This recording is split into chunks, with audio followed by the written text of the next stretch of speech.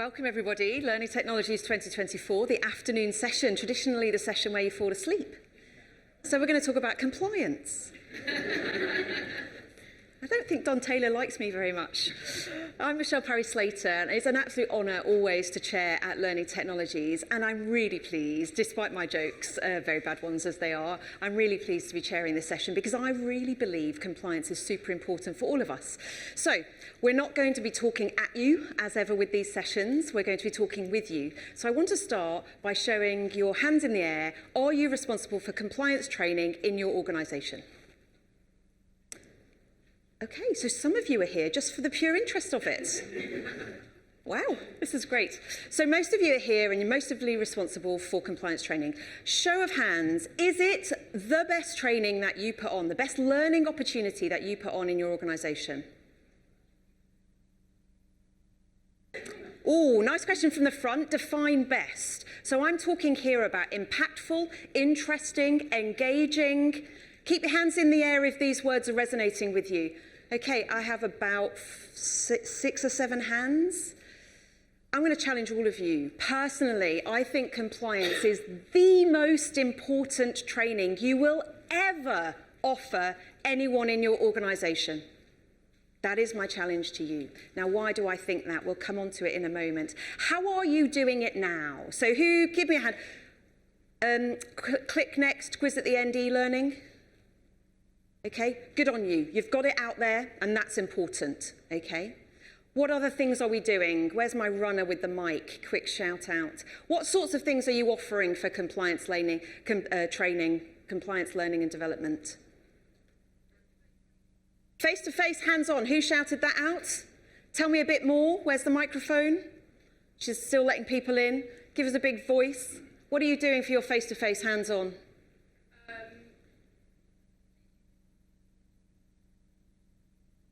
Okay, brilliant. Really important stuff. Okay, what other things are we doing if we're not doing clicks? Virtual training. So keep talking. Yeah, so fire safety through Microsoft Teams or Zoom. Lecture through Zoom and quiz through Kahoot. Okay.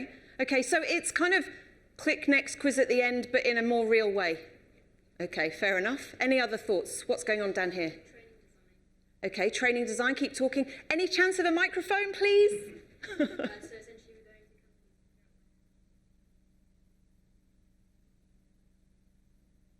Okay, for the people that couldn't hear at the back, that was, I'm just précis, so you're going into organisations, you're doing better design with them, you're creating something that's more relevant to them. Is that what I'm hearing? Okay, so then there's a facilitation element as well. Okay, so, oh, got another one over here. Big voice. Okay, so peer-to-peer. Do you know what? Actually, I feel really excited about this because I was going to be really, really sad if you all went, click next, quiz at the end, because it just doesn't really work, does it? It doesn't land at all. Oh, another comment at the front. We did branching video learning where you could choose. And people said it was like Netflix. Okay, one person said it was like Netflix. Okay, so for those at the back, branched video learning where you could choose your own pathway. There is a brilliant, brilliant example of this if you've never seen it. It's life-saver.org.uk. It is a fantastic video. It's been around for years. I killed the guy and I feel bad. That's how it makes you feel. When you have an emotional connection, now this is why I think compliance learning is the most important learning you will ever put out. How can you expect people to come to your leadership program or to any discretionary learning and development experience if the only experience they have of what you produce is terrible or is boring or is forced upon them, that awful word beginning with M that I don't want it to pass my lips, but you know the one? Okay, for those of us that are from overseas, I'm talking about mandatory learning.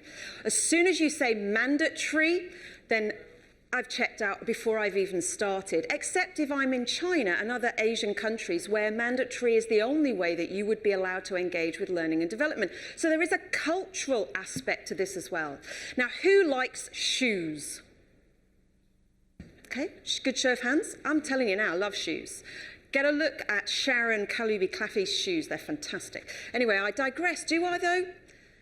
If you were walking past a shoe shop and in the shoe shop was a pair of very dull, boring shoes in the window, would you be tempted to go into that shoe shop and buy your shoes? Probably not.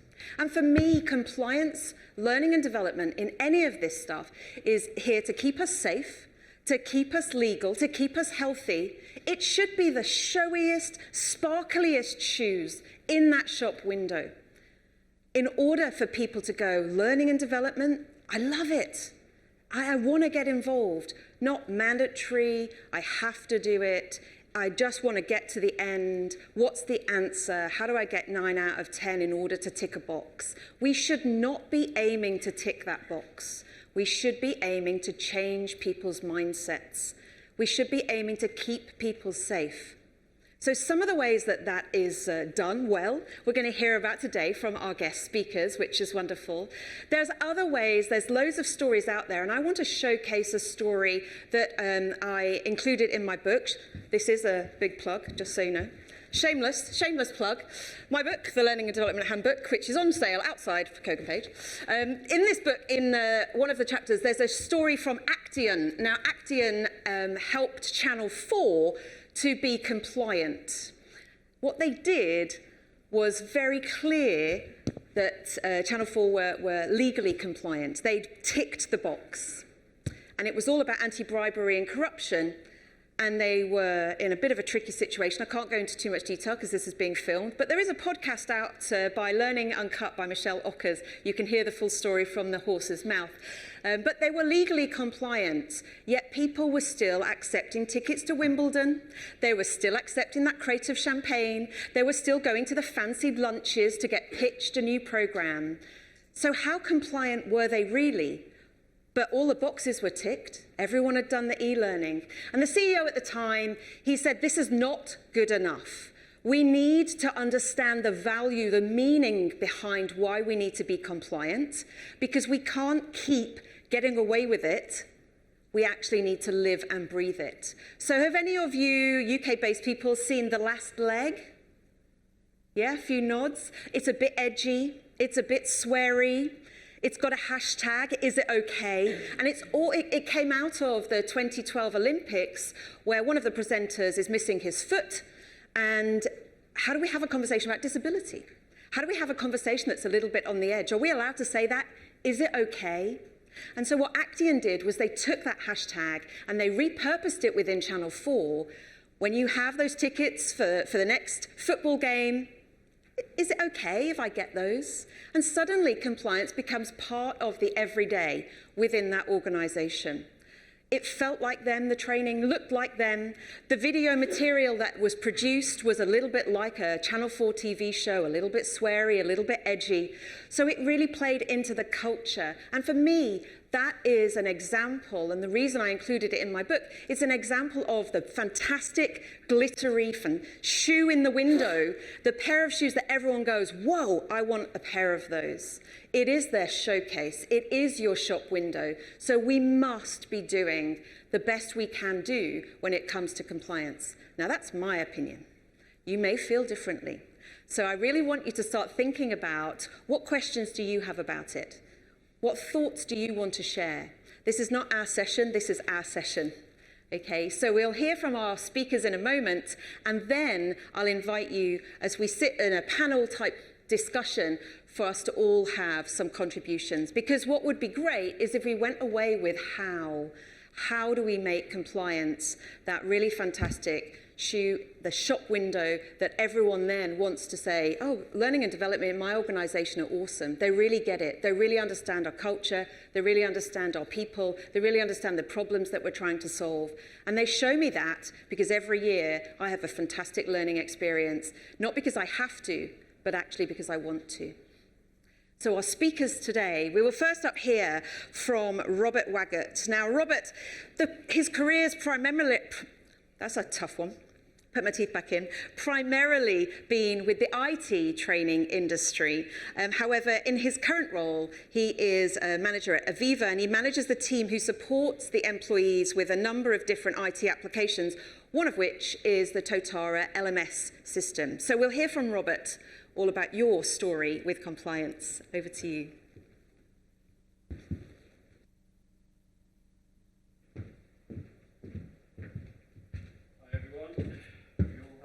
great time, an informative day.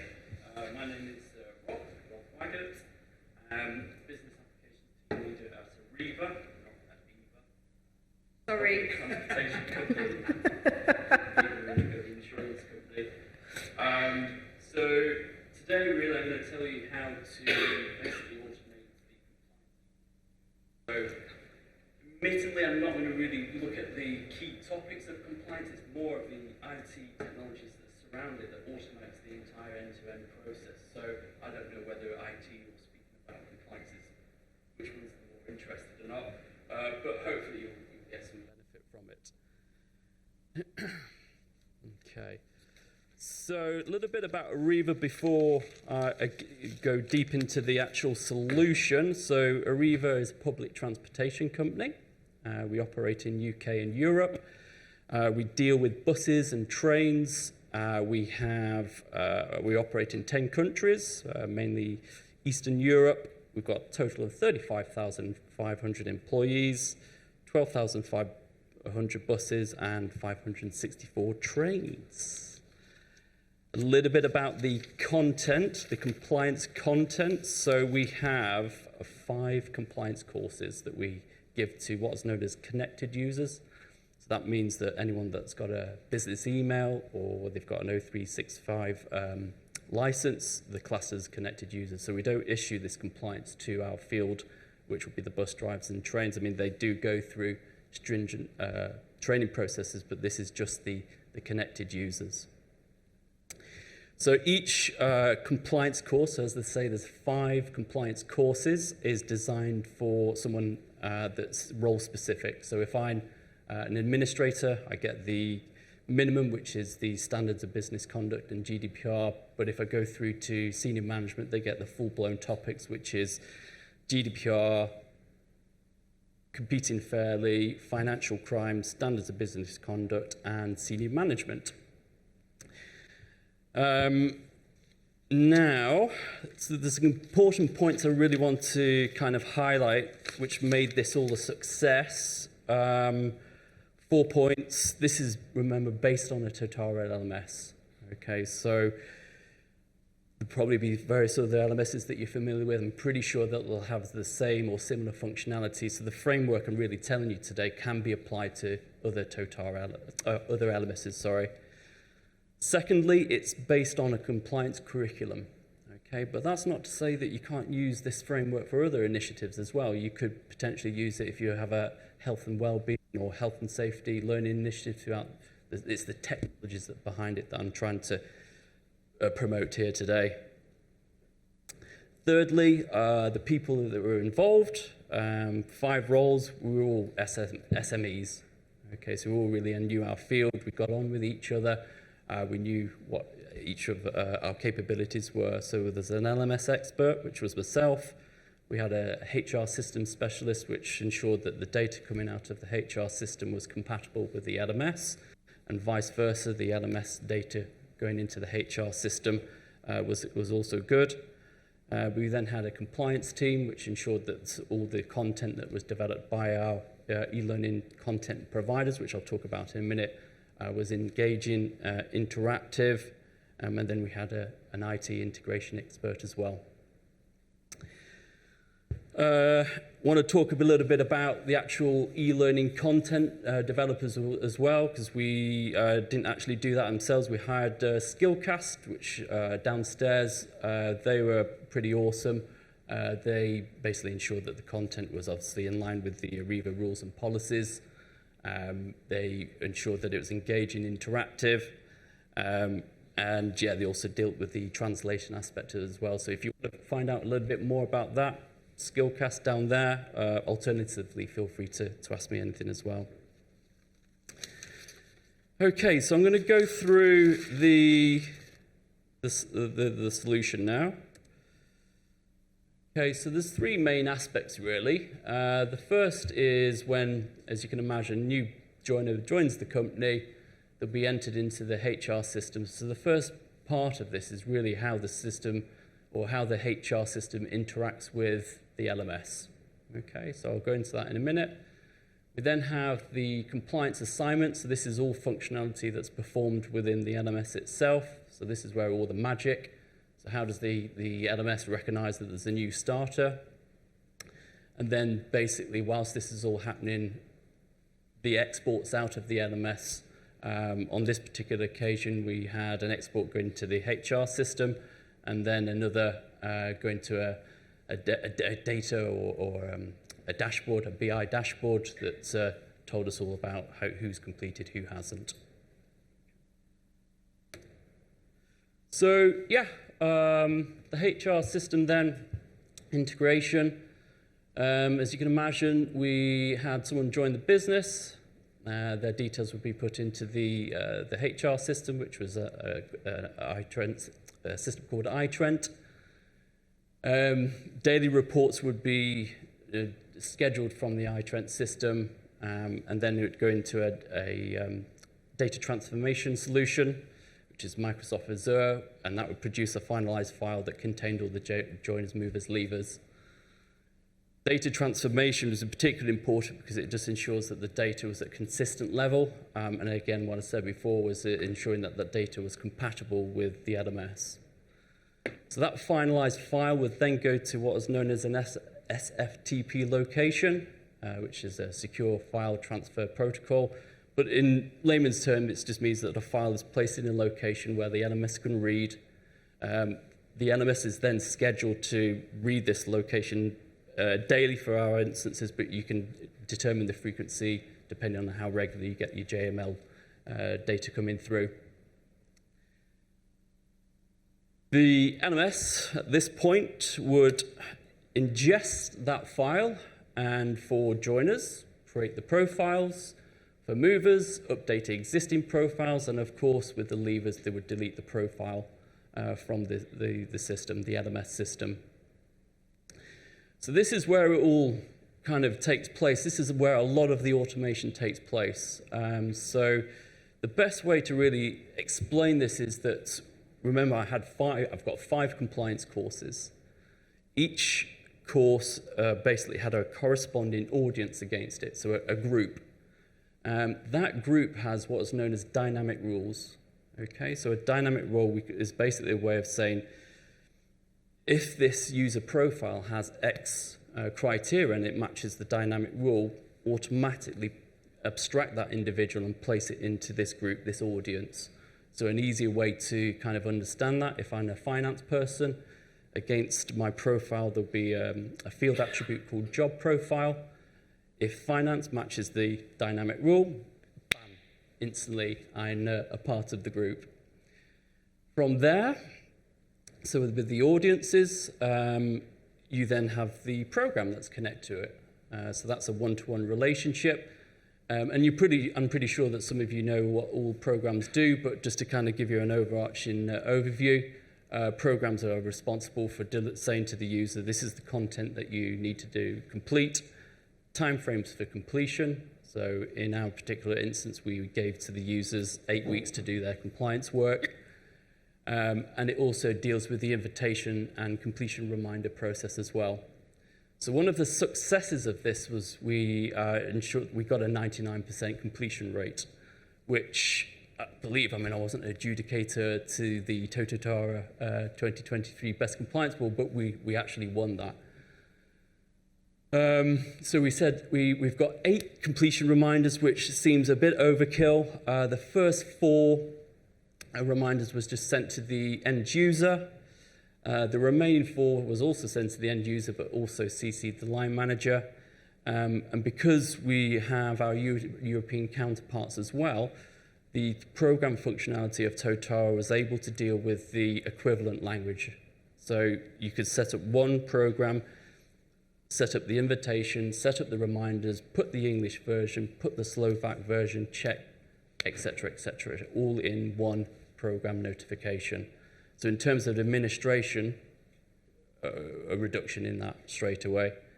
Prior to that, we used to have programs per country, and it was just too much of an administration burden. So as all this is happening, so people, once they become a member of the audience, they're issued the compliance which remember is one out of the 5 compliance courses that I talked about. At the same time, we have data being exported out of the LMS into the dashboard that I talked about, the BI dashboard.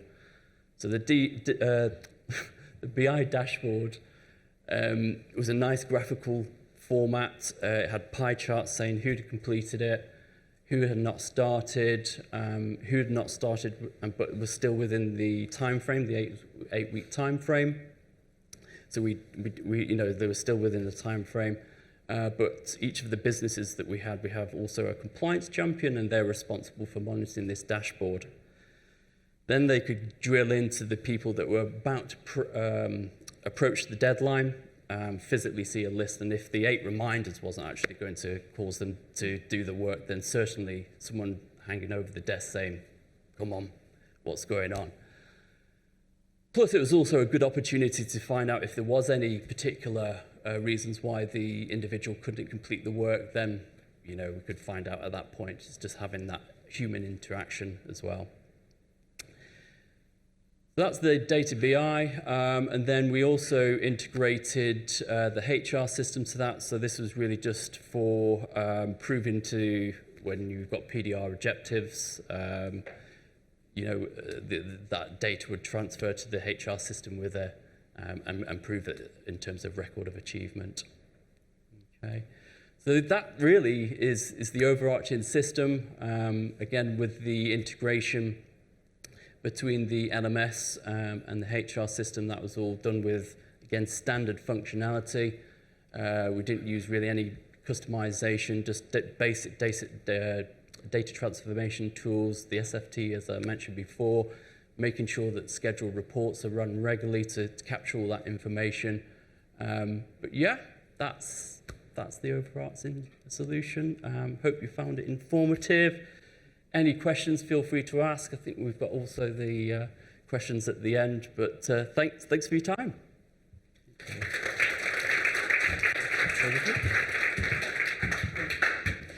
So I don't know about you, what I'm hearing there when Rob was talking from Ariva, huge apologies, big chair fail, was that there was a sense of consistency. Even if I'm standing here saying we need to be using compliance as our shop window, we need to be creating great learning, we also need to be compliant. So what I was hearing from you there is how you managed to do that, how you sort of fed the numbers. I really liked the fact that you talked about getting the line managers involved.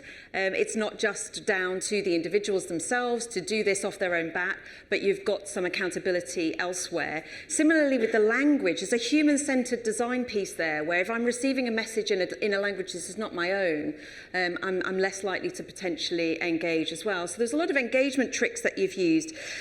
Well done, 99% completion rate. I wonder what 99% impact rate looks like, Robert. I might challenge you on that later. I'm giving you a heads up so you can think about it. Because at the end of the day, does it matter? It's like Channel 4 found. They were 100% complete. But actually, nobody really understood what it meant. So that's perhaps the transition. So we'll come back to that a little bit later on.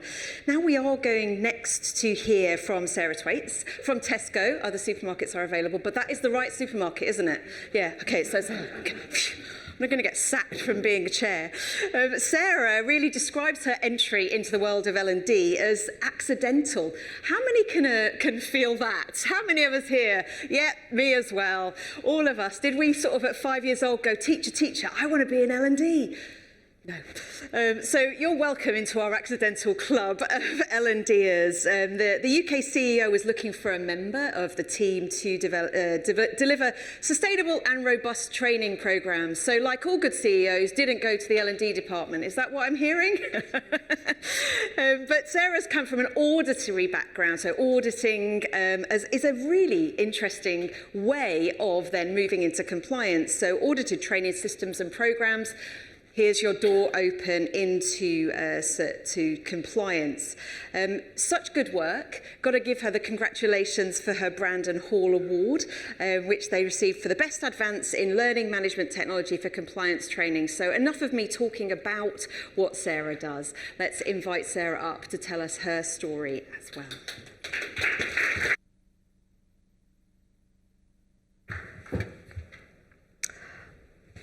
So, thank you, Michelle. As you said, accidental. And I would say I ask questions. In all of my roles, starting off as an insurance claims handler, becoming an internal auditor, moving into the compliance world, I ask questions. And I keep asking questions until I'm comfortable that I understand the challenge and potential solutions. And it was that characteristic that had the CEO, the director looking at me saying, "Go on, Sarah, we've got a challenge for you, compliance learning, have fun." And that's what I've been doing now for 14 years. So this is the programme that we won the Brandon Hall for, and I want to talk a little bit about that. But here's something to introduce it.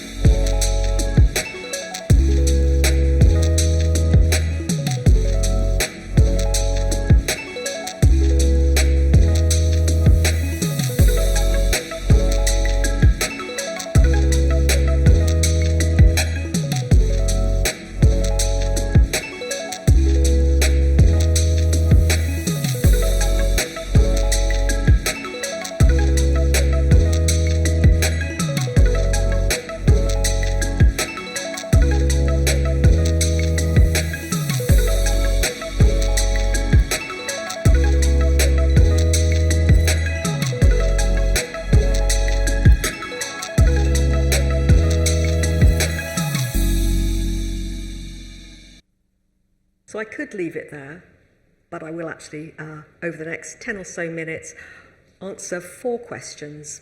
So firstly, what is microlearning? So at Tesco, this is bite-sized learning. The content is written by a subject matter expert based on real questions, real scenarios that they are seeing. We then ask our learners to select an answer, and we also ask them to rate their confidence, and I'll talk about why that's important later. And then we give immediate feedback. And it's important to note that whether you answer the question correctly or incorrectly, you see the same feedback. And this is because we want people to understand why they answered correctly or incorrectly, what was the right response. We also use this feedback section to signpost learners to other resources, and in some of the examples we will use videos. It's a great way of putting a face to the name for a subject matter expert. The next 2 questions, why did we adopt microlearning and when did we adopt microlearning, are really answered by our learning journey. So regulatory changes in 2010-2011 prompt us to put in place a compliance training program. We start face-to-face training, but find that that's not sustainable, especially when we want to deliver annual refresher training. We partner with Sponge, and at that point they support us to create learning content and offer us an LMS to host our learning. With our annual refresher, what we start doing is reusing joiner content. So each year, people are given the topics that are relevant to them, but it's repeated training and it's the same module, which we know, as you said, if you've got a choice of glittery shoes or boring shoes or the same shoes, it's not great. So we wanted to improve the learner experience, and we introduced a knowledge test. The LMS that we had at that point supported us to be able to automate the test. Colleagues would be given a choice of 5 questions from a random 20 on a particular topic. If they got them right, that was it. Bit tick box there, Michelle.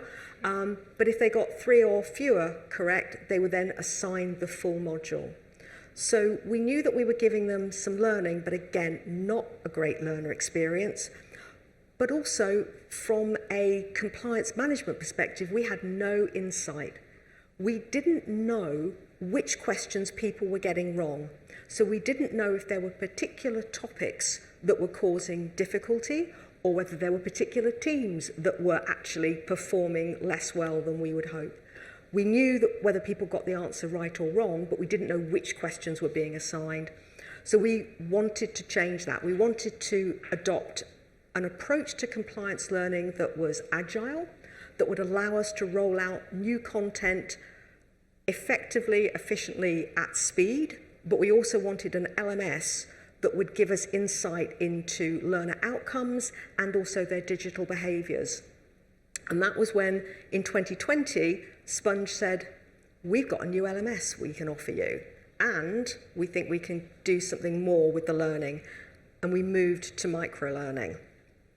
And as you can see, over a few years, we expanded the project in terms of the number of teams and the number of subjects. So when we first started in 2020, we offered training on one topic. Last year, we had 10 topics. So what I now want to talk about is really how we have used the LMS to drive the microlearning and to drive compliance training. So there are three elements for this. So Tesco, if you know of us, we're training mainly our office colleagues and some of our commercial colleagues based across the world, UK, ROI, and our sourcing hubs, just over 9,000 colleagues, but with a huge range of roles. So you've got people in the people, HR teams, technology, commercial buyers, property guys, legal, business support. So our first challenge was, can we actually target our learning populations? Can we put them into groups? So we worked with Sponge to build a link, something like Robert was describing, so that actually we could take a feed from our HR system into Spark and have people grouped in their teams, which meant that we could now say, right, what do these people need to be trained on, and can we can target them. We were then able to put them into their learning paths, and that allowed us to then use this content mix of generic and bespoke training. So what we do is, for example, people subjects such as diversity and inclusion, equality, everyone would receive the same question. There might be particular regulations. There's a grocery code that applies to retailers, where actually only a small cohort in the commercial world need those. We can target that training. We can also then say, actually, a topic like privacy, everyone should be given privacy training, but we want to tailor the questions. So we're going to have generic privacy questions. We're going to have privacy questions for our people team, or for the customer engagement centre who are dealing with telephone and email queries from customers. So everyone gets privacy training, but we can tailor it so that they get a more personalised programme. The second element of the Spark platform is the automation, and we made a real step change last year. So we have been able to automate the programme to assign the modules, because we had 36 learning paths with 66 modules. So trying to do that manually would be impossible. So we were able to work with Sponge to write scripts that would send out the modules at 1 a.m. in the morning. A couple of great benefits. One, very little network traffic at that point, so we weren't hitting any blocks with too much traffic. And secondly, actually, for our colleagues in Asia, it meant that they were getting the modules at the start of their day rather than actually at the end of the day, which was what was happening when we were doing sort of a person pushing the button at 9 a.m. The other elements around Spark were the ability to actually automate our notifications, actually preload those and schedule them. And then there's data capture, which I'll go on to. So with communications, what we were able to do is design and preload a set of email notifications ranging from, here's your daily learning module, to you're halfway through your program, it's the end of your program, or actually, we've noticed you've not started. We were able to set rules in there to say, you haven't started, nudge, please start, or you were doing so well, what happened? And you know, these were just nudges to continually encourage people to engage with the program. But as we've said, you know, you can't just rely on the technology. So we used our video screens in offices to, again, just remind people about the program. We used our internal newsletter to, again, remind people. And we also then tried to introduce an element of gamification just to reward people, to say, well done, you've got 5 questions correct, keep going, can you get 10, can you get 15, do you get everything right? And that was all supported by the LMS's ability to capture all of that data and then export it for us to use. So the other element is the data, and this was hugely important to us because we wanted to be able to understand how learners were engaging with the program, what were the outcomes on particular topics, and then do something with it. So, you know, these numbers, you know, we are proud of them. In 2022, 28% of modules were completed within the first 48 hours. 2023, we're up to 50%. So this kind of nudging was helping.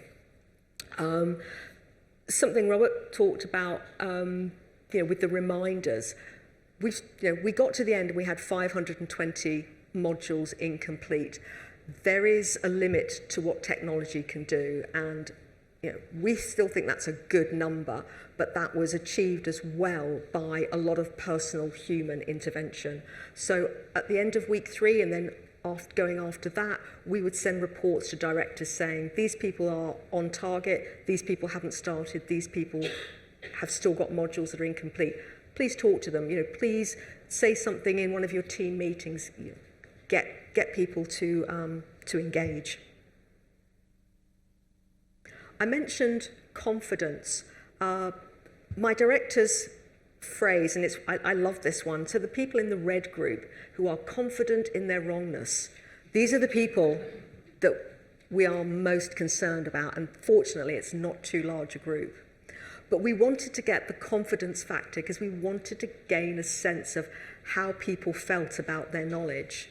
Did they feel that they knew the subject? Were they confident that they could apply that knowledge in a particular situation? And if they're not confident, if they're correct but not confident, why is that? What is it that we need to do? Is there something around training? Is there something around policies? You know, what is it that we need to do? And finally, survey. So we've run a survey each year.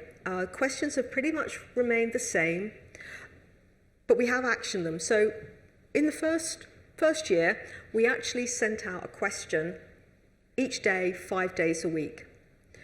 We got feedback that said, you know what, I don't do a 5-day week, and so I feel bad because I come back in on a Tuesday and I'm already behind. So we took on board that feedback and we changed the program to deliver training on Tuesday, Wednesday, Thursday. I would love to have presented numbers that were all really, really high, but I decided to be open and honest about this. The learning scenarios, this is a huge challenge for us. You know, I would love that number to be in the high 80s, early 90s. But as I described, you know, we have 9,000 plus colleagues that we're training in a huge variety of roles. And actually, there is a tension always between delivering training that is super bespoke, that actually speaks just to you and your role, to the efficiency of how many learning designers would I need, how many subject matter experts would I need to be able to deliver this. And so we have that balance and that tension. We do use generic training, generic scenarios, and we try and pinpoint specific scenarios for those higher risk groups. But that is still an ongoing challenge for us. And 2024, we are going to bring the rest of the group along with us. So 9,000 to more than 19,000 learners.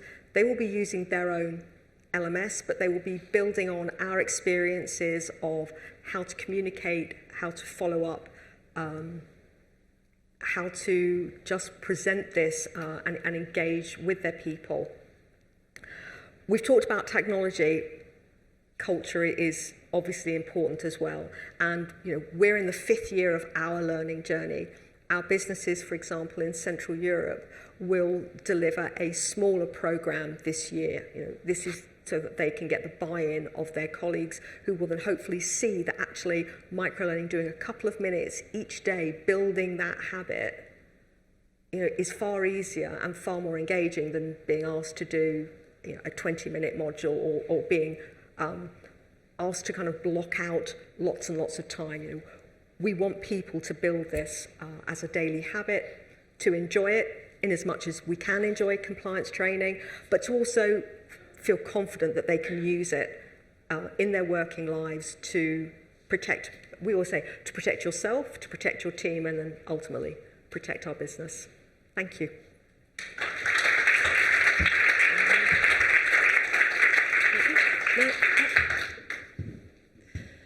Thank you, Sarah. So I don't know about you, but what I'm hearing there is there's a lot of relevance. The personalisation is really important. The interest for me is around your nudge theory. So we've heard from both of our stories, haven't we, about how we need to just keep poking the bear. We need to just keep reminding people. And I wonder if both of your experiences is how you get the line managers more involved. Daniel Susking, in his keynote this morning, said that education, when it's one-on-one, forgive me if I've remembered the stat wrong, the room will tell me, was it 98% more effective? Yeah, 98% is huge. So if you've got your email reminders going out compared to your manager saying, this is important, for me, that's the bit where they're telling the story. This is important because. This is important so that, you don't fall down the stairs, or you don't pick up a box in the wrong way, or you don't reverse the forklift into somebody. They can start making it more human. And I wonder, have you got any impact data? I did warn you earlier that this is where we were going to go with, that it's fantastic to have the amount of completions, but I'm just wondering about that aspect as well. Could we kill the screen? Is that all right? Then we can just have a chat. Perfect. Is that all right for the lights, for the camera? Yeah, jolly good. So help us to understand, how have you involved your managers a little bit more? You want to go first? Okay. So in a way similar to Robert, with our new joiner training, we have reminders that go to the new joiner, then to the managers. We try and keep it at that level. For our refresher training, it starts off with pre-launch communication actually to the directors, and they are asked to do briefings to everybody to say, this is what's happening, giving time scale and explaining the importance of why we're asking people to do this. When we launched the program in 2022 to the wider group, we actually used every exec member to record a video explaining why microlearning mattered to them and why they wanted their team to participate. And that then followed with a short 60-second, this is microlearning, it's new, and this is why it's your new shoes and you're really going to love wearing them. And again, that helped because we wanted to show people that their exec were also engaged in this. One of my director's roles is to make sure that the exec do their training. We don't let them slide away from it. Nice, nice. Any thoughts, Rob? Yeah, so same with the notifications, really. I mean, the number 4, 5, 6, 7, 8 had the the line managers CC'd in them as well. In conjunction with our compliance champion, I mean, it's a good opportunity for me just to expand the role of a compliance champion. I mean, the Reva's got quite a lot of sub-businesses, as I said, we're operating in UK and Europe, so a compliance champion was specifically purposed for each business unit and had that role to really add that personal touch to it as well. obviously find out why the completion hasn't been performed, and also just to identify if there's any personal challenges or if there's any technology issues, just really to give that human touch. It definitely seems like there's a balance, the tech plus the people that seem to make this successful. I wonder if you've got any stories to share, any questions to ask, any thoughts that you'd like to make sure the room goes away with. We've got one here. I've got a microphone coming to you. If you could just wait until... Thank you. Thank you. My question's to you, Robert. One of the things that really stood out when you were going through your part of the journey was the actual setup and getting the right team in place. Can you just talk us through how you kind of made those decisions to put the right people in place so you're able to deliver? Sure. So the Totara LMS, it first was brought in for an ER project. And I was responsible for developing the training at that time. So training user manuals, PowerPoint presentations, which was hosted on the Totara LMS. But one of my other responsibilities was to be the manager of the system, really to understand its capability. And as time progressed, and I understood the benefits of the system and what it was truly capable of, just really word of mouth then went through to the compliance team that we had this system. We had a chit chat about what the requirements of the compliance, what the requirements of the compliance team was, which was, if you can remember, back in May 2018, when all businesses had to be competent in the GDPR legislation. So that was our first test. That then became a success, and we're basically all human at the end of the day. I mean, I was responsible for obviously the LMS. We had the compliance team, and that was the only real relationship. At that point, we went out for drinks. You know, we had a great time. And as the figures started in and we saw the success, we started to explore further opportunities, which was really to have that proper compliance curriculum, as I mentioned before, the 5 compliance packages. From that point, we knew that we needed to issue it to our European counterparts, so then we formed a relationship with a third-party e-learning developer, which was the Skillcast. So that came in after the first 2 joins. Then we knew that just to ensure better completion rates, that we needed to integrate with the HR and introduce more automation, because really at the end of the day what we really wanted to have is someone joining the business, they're put into the HR system, bam, the system does the rest. So we talked to all the relevant teams to achieve that, which was where we had to involve the IT, especially the integration experts. Yeah, and that's how it worked, really. Yeah, it wasn't just like, bam, we had a fully automated system straight away. It all started off in 2017, and now 2023 is when we've really got the full automation, but even now we're looking at different enhancements as well. Sounds like a massive collaboration. Yeah. You need to come back to Laura Overton's session later on collaboration. Yeah, when we work together as an organisation, where we don't sit in our little silo of L&D, then this is when the good stuff seems to happen. There was a question, I believe, at the back. Lady in the stripy top there. Thank you for sharing your experiences, firstly. Since this is compliance training, so just wanted to understand what kind of resistance you faced from the employees, like they were not readily trying to grab them, oh, this is coming my way, I'm very happy. Was that the kind of attitude? I'm guessing not. So if you faced those kinds of resistances, so did your learning journeys help change that? Or how did you manage that? I'm interested to know. What resistance, people, or were they all over it? I'll let you take this one first. I'll jump in Okay. afterwards. Well, I mean, yeah, a lot of people, as soon as they hear the subject compliance, instantly, okay, it's an additional to do. I guess the way that we really sort of overcame that was just to really portray the consequences of not performing this training.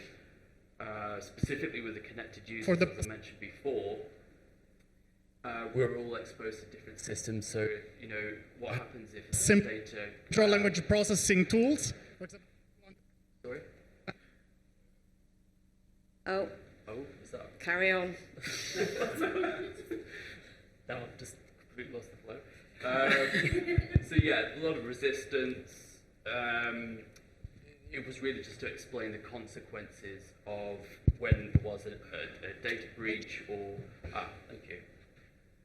When there was a data breach, looking at the competing fairly aspect of it, educating. We also had loads of banners.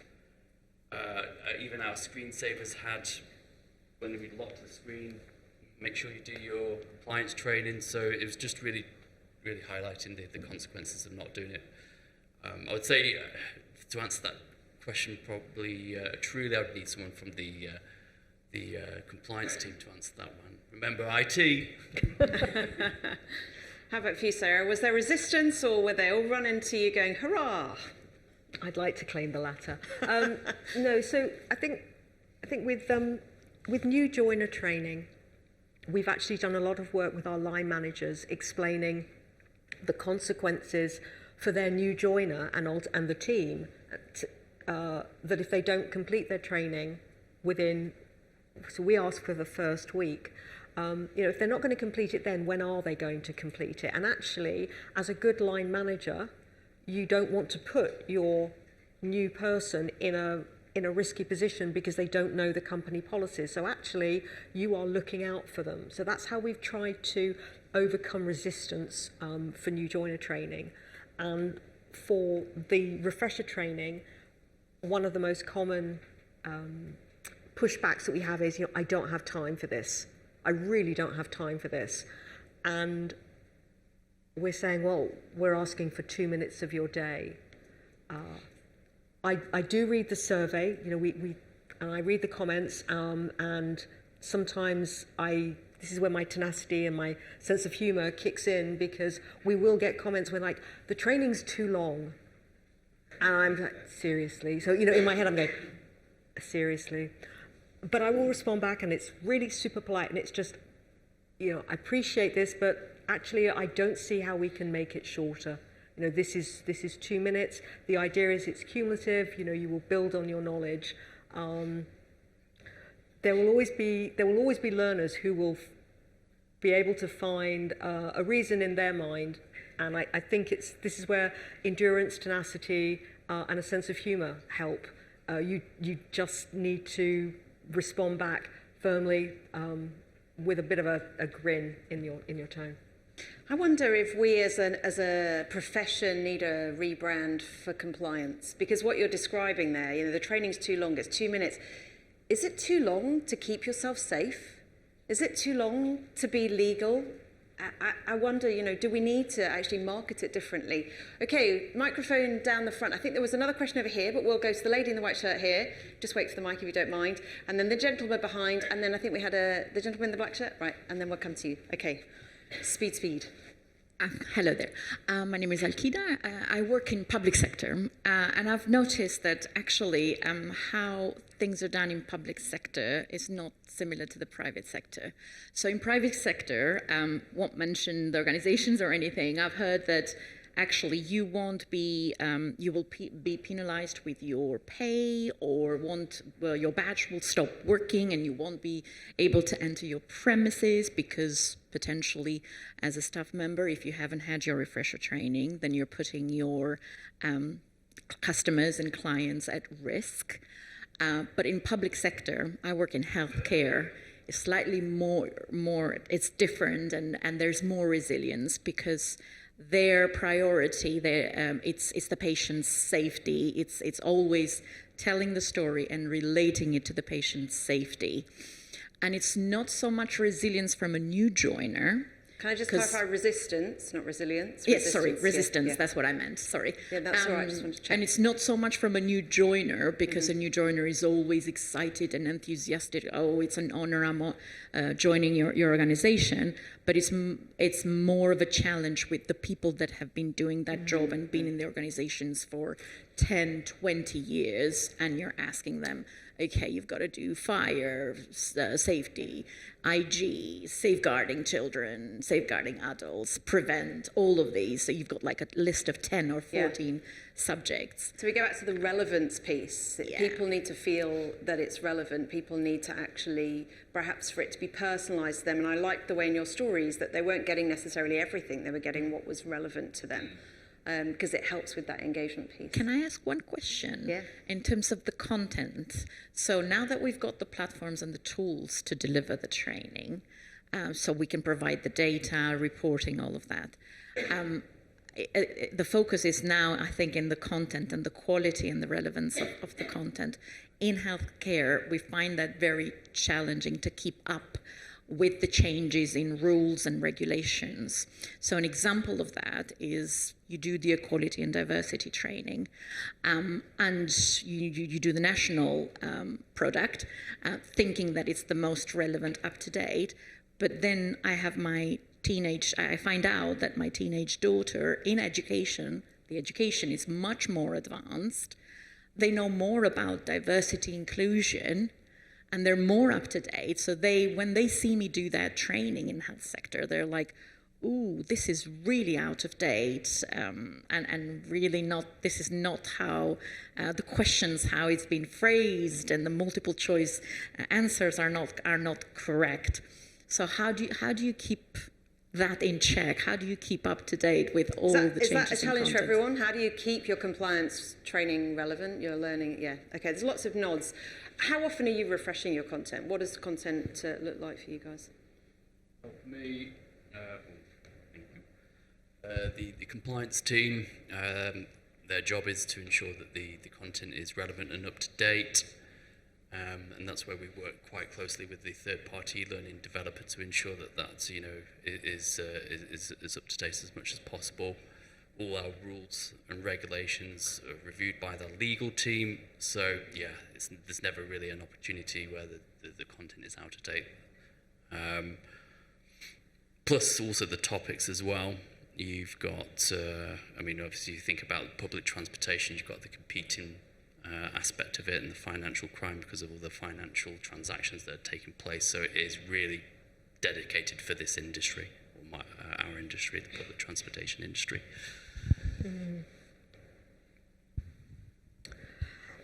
Yeah, I agree. It's a challenge. Our refresher training is annual, and that is new content each year.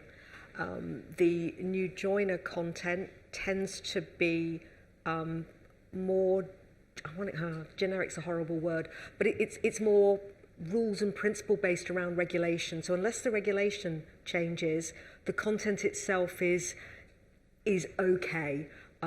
We look to try and refresh every couple of years, but again, is that balance between resource and need. But I do agree, and it's finding your SMEs, because it's not just, so I will project manage it, but I won't be writing the content. I will be managing the SME to deliver content for me. Personally, I think when it comes to content, we've got to create the content in a way which is easily replicable. So if we, for example, are smartphone recording our SMEs, that's easy to do every few months. So if the legislation changes, we can plug that in. Using something, and this might sound crazy and old-fashioned, but using something like PowerPoint to create animations, because you can just simply animate all of the slides and they run through as a video, they're easy to slot out when stats change, things like that. So you don't have to be, creating complex e-learning, for example, which then costs a lot of money to then change. It's about using what you have, and it's about using the resources, but you're right, and we need to stay on top of it, because this is our showcase. This has to be right all of the time, because otherwise people will not engage with other things. Now, we had a question, I think, from the gentleman in the blue suit. Good afternoon. Firstly, thank you for the presentations. Tim Saunders from the Office for Nuclear Regulation, so I come from the opposite end of the spectrum, perhaps. Firstly, I'd like to start with the legal requirements, the regulatory requirements aren't there on a whim, they're there for a very good purpose. Oh, yes. And Rob, you mentioned it in your answer to one of the questions about there are consequences of not getting it right, whether it's data breaches, trips, slips, falls, loss of working, etc. From ONR's experience of regulating this, whether it's compliance training, whether it's learning and development in the round, it is most effective when it's owned in the business rather than it's owned by an L&D function or an HR function and imposed on the business. And the way in which, from my experience, the business owns it is by actually measuring the impact, which is the point you made, Michelle. So I'd like to come back to Michelle's question and to each of our speakers.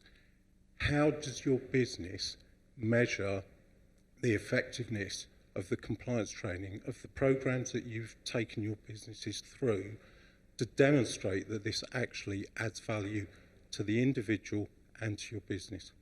Thank you.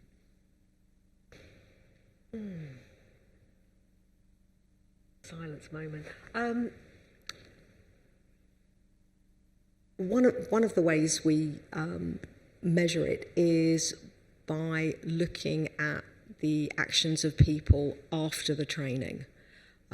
So a simple example for us would be gifts and entertainment. So we're training on that, we're communicating on that, and we know that there are particular times of the year when people will be receiving more invitations and more gifts.